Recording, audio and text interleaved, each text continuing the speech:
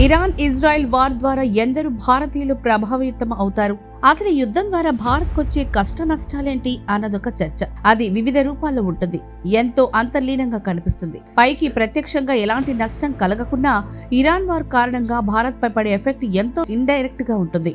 ఒక్క హార్మూజ్ జలసంధి మూసుకుపోవడం వల్లే భారత్ ఎంతో నష్టాన్ని చవిచూస్తుంది. మన చమురు దిగుమతి, సరకు ఎగుమతులు కూడా ఆలస్యం కావడం వల్ల భారీ నష్టాన్ని చవిచూడక తప్పదు. ఈ యుద్ధం వల్ల ఏర్పడే సందిగ్ధావస్థ కూడా మన ఆయిల్ ధరల హెచ్చు తగ్గులకు కారణమవుతుంది. ఇక ఇరాన్ లో ఎందరు భారతీయులుంటారో చూస్తే సుమారు 5,000 నుంచి 10,000 మంది వరకు ఉన్నారు. వీరిలో ఎక్కువ మంది విద్యార్థులు, వ్యాపారులు, ఇతర సాంకేతిక నిపుణులు ఉన్నారు. మొత్తంగా మధ్య ప్రాచ్యంలో 90 లక్షల మంది భారతీయులున్నారు. UAE, Saudi Arabia, Qatar, Kuwait వంటి దేశాల సుమారు 1 కోటి మంది వరకు ఇండియన్స్ ఉన్నారు. వీరిని తిరిగి స్వదేశానికి తీసుకురావడం భారత్ కి ఒక ఎవాక్యుయేషన్ ఛాలెంజ్ గా మారింది. భారత్ ఇటీవల అంతర్జాతీయ ఆంక్షల కారణంగా, మరీ ముఖ్యంగా యుఎస్ తో వాణిజ్య ఒప్పందాల్లో భాగంగా రష్యా నుంచి చమురు దిగుమతులు తగ్గించేసింది. దీంతో భారత్ ఈ గల్ఫ్ దేశాల నుంచే ఎక్కువ చమురు దిగుమతులు చేసుకుంటోంది. ఈ ఇంపోర్ట్స్ వాల్యూ 80% ఉంది. యుద్ధం వల్ల అంతర్జాతీయ మార్కెట్లో ముడి చమురు ధరలు బ్యారెల్ $100 నుంచి $120 క్రాస్ చేసే ప్రమాదం ఉంది.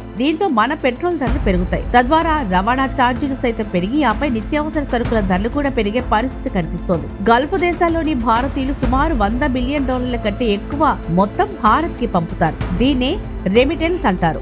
ఈ యుద్ధం వల్ల వారి ఉపాధికి ఆటంకం ఏర్పడితే వారు పంపే డాలర్లు తగ్గుముఖం పడతాయి. ఇది కూడా మనకు నష్టదాయకమే. యుద్ధ వాతావరణం వల్ల ఎప్పుడూ షేర్ మార్కెట్లు దెబ్బతింటూనే ఉంటాయి. ఇందుకు భారతీయ స్టాక్ మార్కెట్లు కూడా ఏమీ అతీతం కాదు. దీంతో లక్షలాది మంది ఇన్వెస్టర్లు తీవ్రంగా నష్టపోతారు. అమెరికన్ స్టాక్ మార్కెట్స్ కూడా దెబ్బకు పడిపోతాయి. భారత్ అయితే ఇరాన్ లో కోట్లాది రూపాయలతో చాబహార్ ఓడరేవును అభివృద్ధి చేస్తోంది. మధ్య ఆసియా దేశాలకు వెళ్లడానికి ఇది మనకు ఎంతో అవసరం. ఈ యుద్ధం వల్ల ఈ ప్రాజెక్టు పూర్తిగా ఆగిపోయేలా కనిపిస్తోంది. ఇక భారత్ నుంచి ఇరాన్ కు వెళ్లే బాస్మతి బియ్యం, టీ పొడి, మందుల ఎగుమతులు కూడా నిలిచిపోతాయి. ఇది కూడా మనకు నష్టదాయకమే.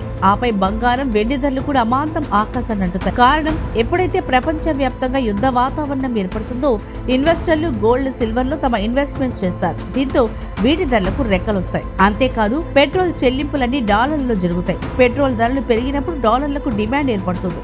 ఇది మన రూపాయిను మరింత ఒత్తిడికి లోను చేసి పతనావస్థకు చేరుతుంది. ఇక మతపరంగా చూస్తే ఇరాన్ లో ఖమేని జన్మించిన మతపరమైన నగరం మషద్ క్వామ్ సందర్శించడానికి ఏటా వేలాది మంది భారతీయ షియా ముస్లింలు వెళ్తుంటారు. ఈ యుద్ధం వల్ల వారి మతపరమైన యాత్రలు నిలిచిపోతాయి. ఇదంతా కూడా ఇబ్బందికరమైన వాతావరణమే. ఇలా ఇరాన్, ఆ చుట్టుపక్కల దేశాల్లో ఏర్పడే యుద్ధ వాతావరణం భారత్ ను కూడా ప్రభావితం చేస్తుందని చెప్పక తప్పదు.